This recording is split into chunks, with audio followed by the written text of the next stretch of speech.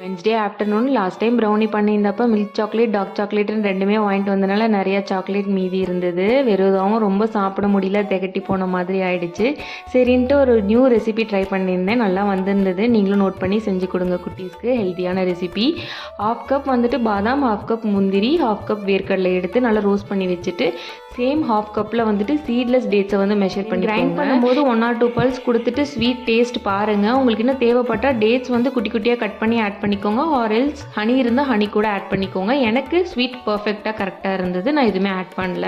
Grind பண்ணும்போது கொஞ்சமாக நெய் விட்டுக்கிட்டேன், நீங்களும் வேணால் விட்டுக்கோங்க. அப்புறம் பால்ஸாக பண்ணும்போதும் நெய் விட்டுக்கிட்டேன். அப்புறம் டூத் பிக் இன்சர்ட் பண்ணி டார்க் சாக்லேட்டை டிப் பண்ணி ஃப்ரீஸ்டு வாட்டரில் விட்டு எடுத்தீங்கன்னா லாலிபாப். நீங்கள் டூத் பிக்கில் இன்சர்ட் பண்ணிவிட்டு ஃப்ரீஸ் பண்ணிட்டும் கூட டார்க் சாக்லேட்டில் டிப் பண்ணி எடுக்கலாம்.